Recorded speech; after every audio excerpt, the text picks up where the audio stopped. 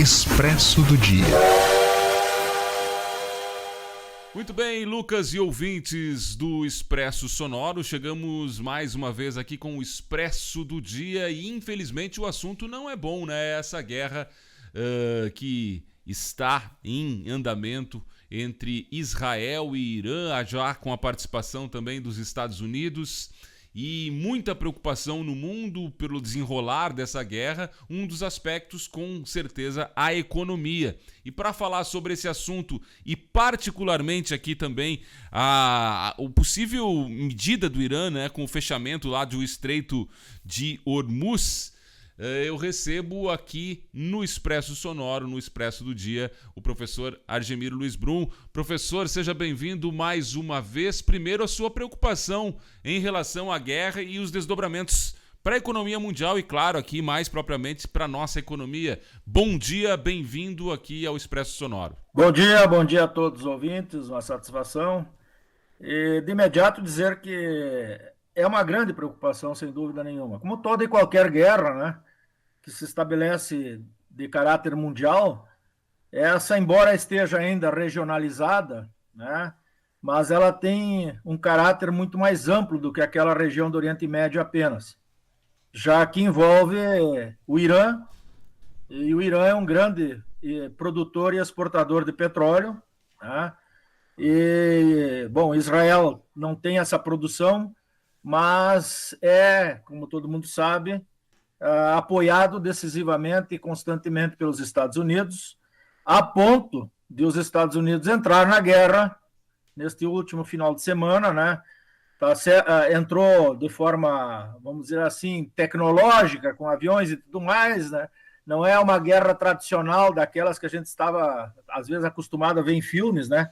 Em que se coloca as pessoas em guerra diretamente, mas é guerra, né?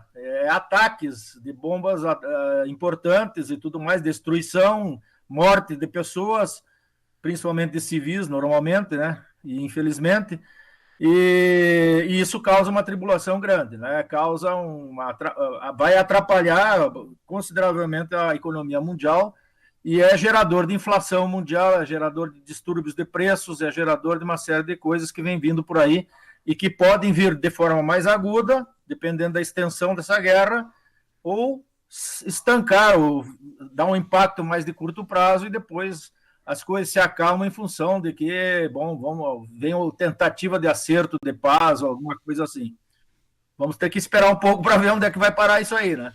Professor, uma das grandes preocupações é realmente o Estreito de Hormuz, aí, uma medida que seria mais drástica que o Irã poderia fazer, que é fechar esse estreito, enfim, com alguma medida bélica no local e que impediria a passagem do petróleo, né?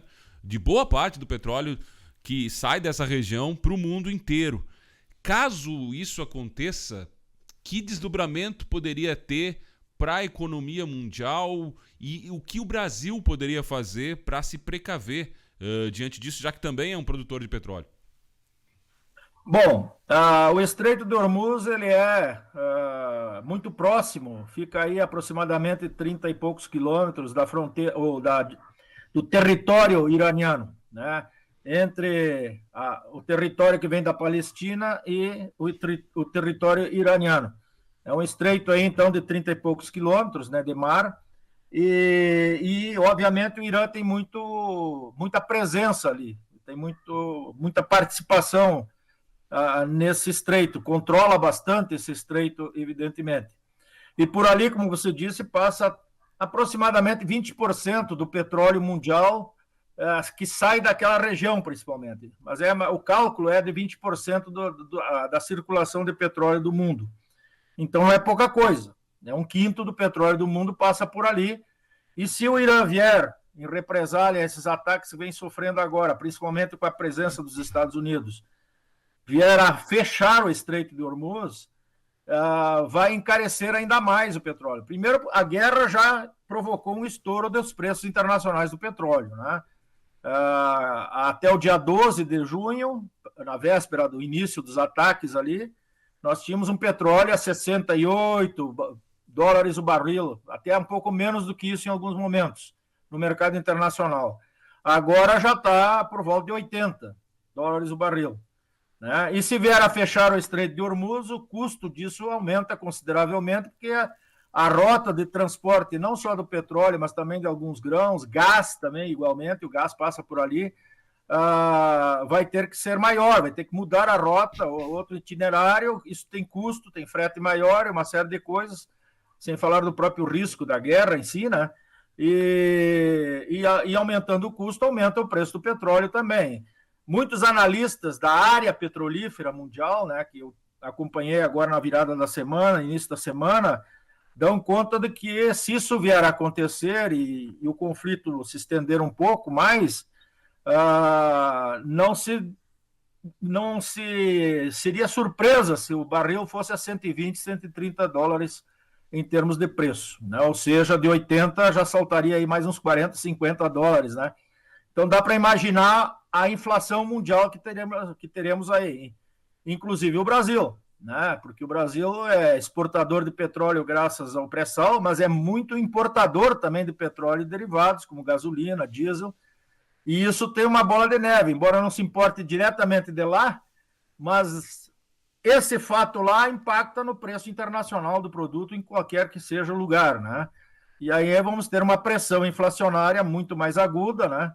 Por mais que a Petrobras talvez não queira repassar isso no imediato, mas tem muitas refinarias já falando, algumas pequenas privadas aí, tem 2 ou 3 privadas no Brasil que já falaram, e tem importadores também privados de petróleo que já falaram em aumentar o preço do diesel, né? Devido ao início dessa guerra aí. Então, a inflação sobe, né? Vai ter uma pressão inflacionária, e a inflação subindo, né? O Copom, que tem tentado segurar a inflação com o juro cada vez mais alto, acabou de aumentar aí de novo a Selic para 15% ao ano, talvez não interrompa, né? Esses aumentos, como está prometendo interromper a partir de agora, né?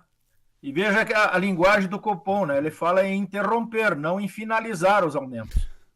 Então, interromper é uma coisa, significa dizer que ele pode parar de aumentar nessas próximas 2 reuniões, uma reunião, 2, mas a qualquer momento pode voltar a subir, elevar a Selic, se esses contratempos externos, né, além dos internos, né, que nós temos também, continuarem, né? E essa questão do petróleo é decisiva, não tem dúvida nenhuma, é muito séria, e aí aumenta o custo de vida para todo mundo, né?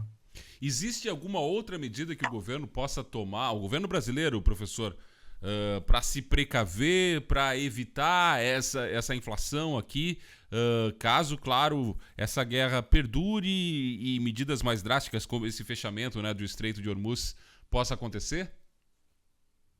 Bom, sempre tem, né? Nós temos hoje uma produção de petróleo já bem significativa, né? Em relação, graças ao pré-sal. O problema é refinar isso aí, né? As nossas refinarias não estão aptas a fazer a transformação desse petróleo bruto que estamos tirando do pré-sal para os combustíveis necessários, gasolina, diesel e outros combustíveis que saem daí, né? É aquela história do petróleo leve e o petróleo pesado, né? Então, a gente tem exportado o petróleo que produzimos para poder importar o petróleo que serve para as nossas refinarias, porque elas foram feitas na época, para os petróleos o petróleo que vem do exterior, né? Não, bom, mas poderia, né? Pode ser que artificialmente também o governo congele o aumento de preços, né? O que vai prejudicar a Petrobras, obviamente, né? E lá na frente ele vai ter que compensar isso de alguma forma, né? Então, é um tanto difícil, né? Provavelmente ele não vai conseguir evitar de repassar isso. A expectativa é que a crise não dure muito tempo, né? Que o Irã aceite fazer um pouco uma paz aí, entre aspas, né? Porque paz, de fato, nunca vai ter ali, né? Mas que o conflito não se estenda muito. O próprio Estados Unidos disse que fez um ataque pontual e que não vai fazer mais. E a gente nunca sabe, né? Do Trump tudo é possível, né? E o Irã já disse que não se entrega, né? E pelo que eu estou vendo, Israel, né, começou isso aí com apoio agora dos Estados Unidos, com um objetivo muito maior do que o que já fez, que é destruir a parte bélica atômica do Irã. Eu acho que eles estão querendo mesmo chegar a demitir ou a destituir o governo dos ayatollahs, né? E aí o furo é um pouco mais embaixo, desculpe a gíria, né? Aí pode ser que as coisas se estendam um pouco mais, né? Isso sem dúvida nenhuma. Então, isso preocupa. Que veja que estamos com uma guerra em cima da outra, né? Não terminou ainda a Ucrânia, a Rússia. Tínhamos logo na sequência o conflito do Oriente Médio de Israel com Hamas e tudo mais, né? Que começou lá em outubro de 23 e agora estoura essa, né? E, na verdade, uma coisa tem sequência... Essas duas últimas têm relações, né? O Hamas é sustentado por Irã e Israel está a fim de terminar com isso à força, né? Bom, aonde vai terminar isso ninguém sabe exatamente, né? Então, claro, há uma tensão geral e isso pode se repercutir em outros preços, né? Não só no petróleo, né? Em outras commodities, outras situações aí. Né? Não tem dúvida. É preocupante, sim. Muito, aliás. Pois é, preocupante sim. Esse, o Expresso do Dia. Professor Argemiro Lisbrum, muito obrigado aqui pela sua participação na Unisul FM, mais uma vez atendendo aqui o nosso chamado. Eu agradeço, fico sempre à disposição. Um grande abraço a todos. E assim finalizamos, Lucas, o Expresso do Dia desta terça-feira aqui na Unisul FM.